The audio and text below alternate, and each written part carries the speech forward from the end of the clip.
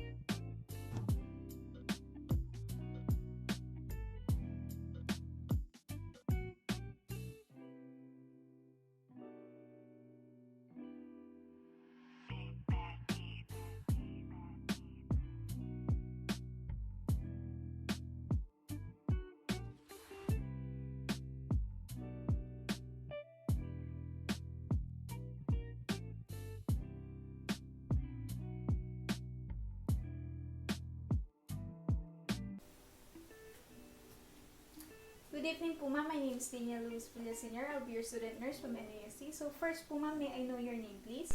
My name is Kali Makaso. Okay po Miss Kali. So Miss Kali, ang gagawin ko po sa inyo is i-assess ko po yung abdomen niyo. So is that okay with you? Yes, that's fine. Okay po ma'am. So before we start po, papaihiin ko na po kayo para po hindi po kayo uncomfortable during the assessment. Okay. Okay po ma'am. Okay po ma'am, so nakaihi na po kayo. Close ko na po yung curtain. Okay, so Miss Kali, I have some questions here regarding your abdomen. So is that okay if you answer them? Yes. Okay po ma'am. So, ma'am, sumasakit po yung tiyan ninyo? Oo, sumasakit siya. Okay po. So, kapag ka po sumasakit, saan banda po masakit? Gawing upper right. Okay, upper right quadrant. Since kailan pa po sumasakit yung tiyan ninyo? Last Tuesday. Po. So, ma'am, kapag ka po sumasakit yung tiyan ninyo, yung sakit po ba is papunta saan? Papunta sa likod, pababa? Pababa. Okay, papunta po baba. Okay. Ilang araw na pong ganyan yung tiyan nyo? 1 week na yata. Tuwing kailan po sumasakit yung tiyan nyo? Before kumain, after kumain, habang kumakain? Kapag kumakain lang. Okay, upon eating. Okay, so ma'am, I'm going to have to ask you to rate your pain sa pain scale. So, 1 po yung pinakamababa yung sakit, 10 yung pinakamasakit. So, saan po dun yung sakit na nararamdaman nyo sa tiyan? 5. 5. Okay.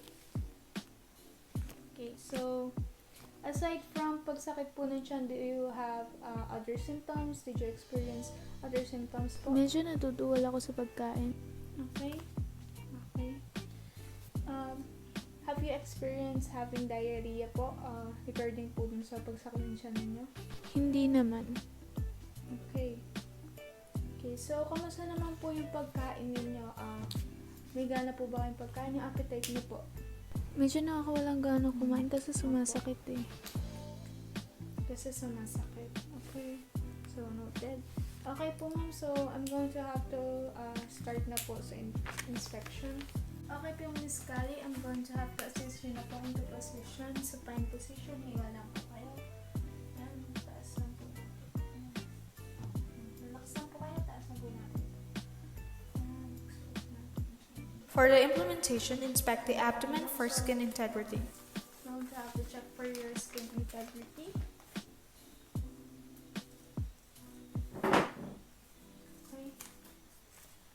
Next, you're going to inspect the abdomen for contour and symmetry. Observe the abdominal contour. Ask the client to take a deep breath and to hold it. Okay, ma'am. So, I'm going to have to ask you to take a deep breath for me po. Hold it for a few seconds. Okay, sige. So, deep breath po, ma'am. If distension is present, measure the abdominal girth by placing a tape around the abdomen at the level of the umbilicus. Miss Kali, have you experienced na tumitigas po yung tiyan nyo? Matigas po ba yung tiyan nyo? Minsan medyo matigas. Okay, so check po natin yung abdominal girth niyo.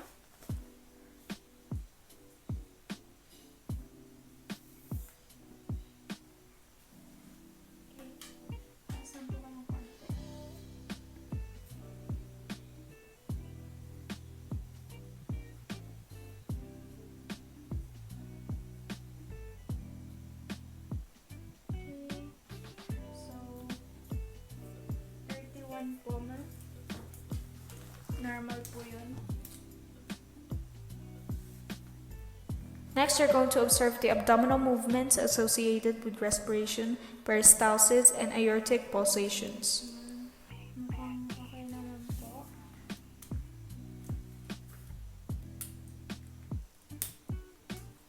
Okay po, ma'am. So now I'm going to auscultate your abdomen. For the auscultation of the abdomen, first, we're going to auscultate the abdomen for bowel sounds, vascular sounds, and peritoneal friction rubs. Auscultating before the percussion and palpation of the abdomen ensures that we are listening to the undisturbed bowel sounds. For bowel sounds, use a flat disc diaphragm. Place the diaphragm of the stethoscope in each of the 4 quadrants of the abdomen of all of the auscultatory sites. Then you're going to listen for the active bowel sounds, such as the irregular gurgling noises occurring every 5 to 20 seconds. The duration of a single sound may range from less than a second to more than several seconds.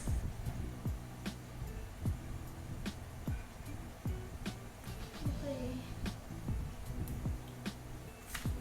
So, normal naman po. Bowel sounds ninyo.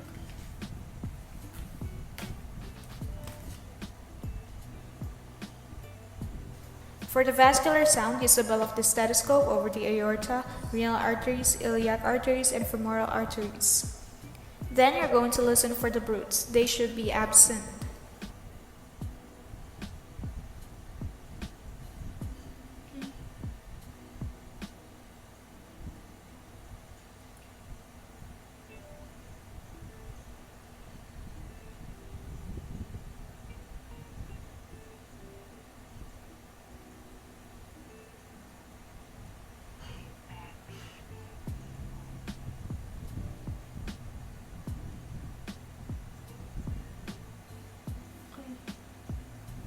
The bell of the stethoscope is also used for listening for the peritoneal friction rubs that are rough, grating sounds like 2 pieces of leather rubbing together.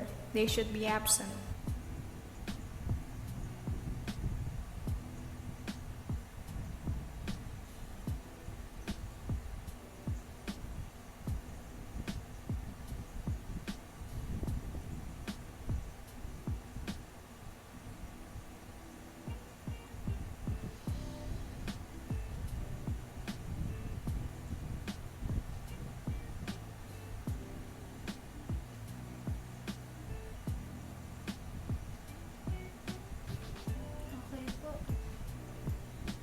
So, Miss Kali, normal po ang inyong abdominal sounds.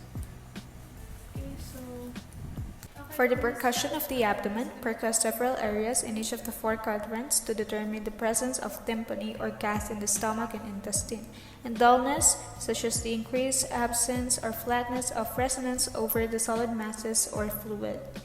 Use a systematic pattern. Begin in the lower right quadrant, proceed to the upper right quadrant, to the upper left quadrant, and to the lower left quadrant.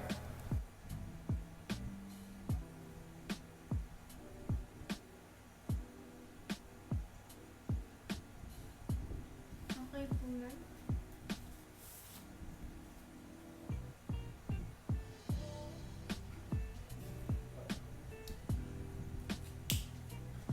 Papalpate ko na po yung abdomen ninyo. For the palpation of the abdomen, perform light palpation first to detect areas of tenderness or muscle guarding.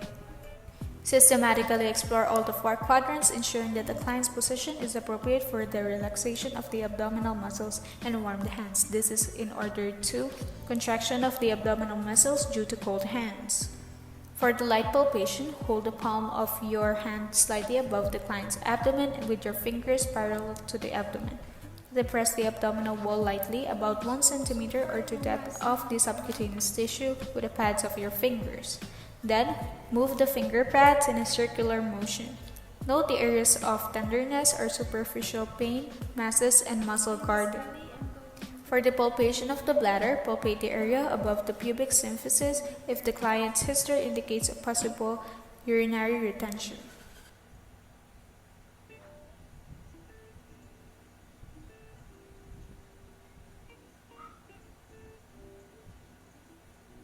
Yan, so hindi naman po matigas. Normal po ulit. Okay po. Miss Kali, I'm going to help you back into position na.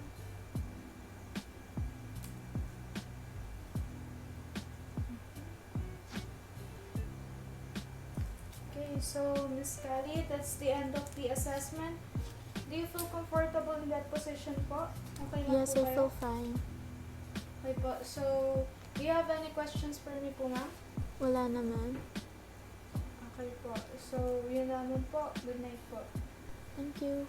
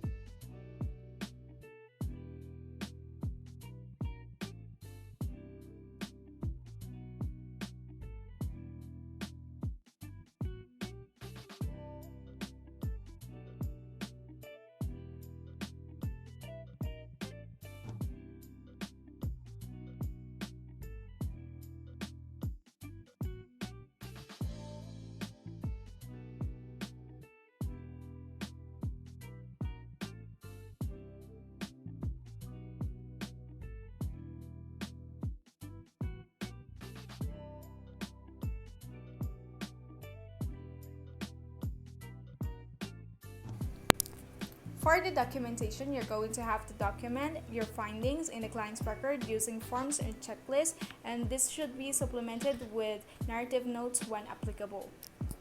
You're also going to have to report any deviations from the expected or normal findings to the primary healthcare provider of the client. That is all for my video. Thank you for watching.